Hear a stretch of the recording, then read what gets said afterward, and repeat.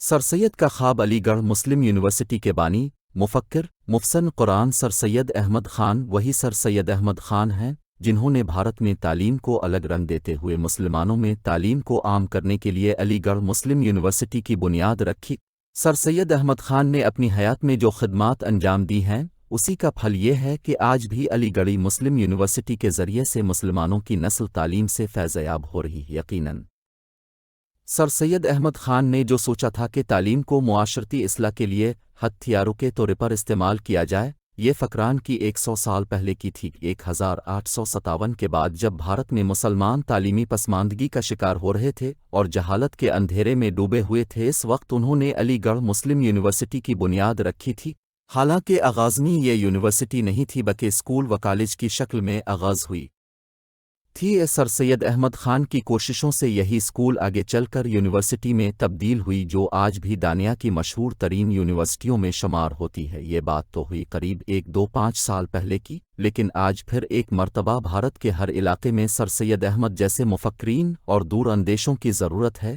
ایسا نہیں ہے کہ اس وقت بھارت میں تعلیمی اداروں کی کمی ہے، پہلے کے مقابلے میں آج کئی تعلیمی ادارے موجود ہیں، لیکن بیشتر تعلیمی ادارے تعلیم و تربیت کے مراکز کے بجائے تجارت کے مرکز بنے ہوئے ہیں، جس سے فائدہ کم نقصان زیادہ ہو رہا ہے۔ خصوصاً مسلمانوں کی تعلیم کے تعلق سے دیکھا جائے تو مسلمانوں کے یہاں معیاری تعلیمی مراکز کی کمی بہت زیادہ ہے۔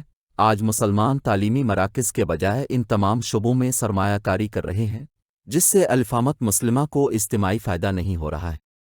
مثلاً مسلمانوں کے پاس اپنے تجارتی مراکز ہیں، اپنے شادی محل ہیں، جلسہ گاہ ہیں، جہاں پر مسلمان لاکھوں روپے دے کر ایک دن کی تقریب کی مثال قائم کرنا چاہتے ہیں۔ حالانکہ شادی محل کا نسبت اسلام میں نہیں ہے اور نہ ہی شادی محلوں سے مسلمانوں کی کبھی فلاح و بہبود ممکن ہے، مگر یہاں مسلمانوں کی فلاح و بہبود کے تعلق سے سوچنے والے کم، اپنے فائدے کو دیکھنے والے بہت زیادہ ہیں۔ بعض مفکرین تو یہ کہتے ہیں کہ موجودہ وقت میں شادی محل فتنوں کے مرکز ہیں، جہاں پر نہ صرف بڑے پیمانے پر خرچوں کے ساتھ شادیاں ہوتی ہیں اور اسراف ہوتا ہے، بلکہ یہاں پر شریعت کے احکامات کی تمام دھجیاں الفاڑی جاتی ہیں۔ غرض شادی محل ہی نہیں بلکہ مسلمانوں کے یہاں اور بھی کئی ایسی سرگرمیاں ہیں جو محض کچھ لمحوں کے لیے خوشیاں دیتی ہیں، لیکن وہ مستقل راحت کے لیے کوئی ذریعہ نہیں بن پا رہے۔ مسلمانوں کو مستقل مزاجی سے سوچنے کی ضرورت ہے، ایسے کاموں کو انجام دینے کی سمت میں کام کرنا چاہیے جس سے نسل در نسل فائدہ ہو، جس سے نسلوں میں روشن مستقبل کی راہیں ہموار ہوں۔ مسلمان صرف تعلیمی پسماندگی کا شکار نہیں ہو رہے ہیں بلکہ بے روزگاری اور غربت کا بھی شکار ہو رہے ہیں۔ مسلمانوں کے یہاں جو وسائل موجود ہیں، ان وسائل کا استعمال کرتے ہوئے اگر کارخانوں، فیکٹریز، صنعت کاری، انڈسٹریز کاغذ کیا جاتا ہے تو اس سے ہزاروں لوگوں کے لیے روزگار کے ذریعے بنائے جا سکتے ہیں۔ اب اپنے اطراف و اکناف نظریں دوڑائیں کہ کتنے کارخانے اور صنعتیں مسلمانوں کی ہیں۔ اب کو مشکل سے 1-2 صنعتیں بڑے پیمانے پر مسلمانوں کی دکھائی دیں گی، مگر اس سے مسائل کا حل نہیں نکلے گا۔ اگر ٹاٹا، امبانی، اڈانی جیسے لوگ صرف اپنے اہل وعیال کے بارے میں سوچتے تو وہ آج اس قدر لاکھوں لوگوں کو روزگار دینے میں کامیاب نہ ہوتے بلکہ محدود زندگی گزارتی۔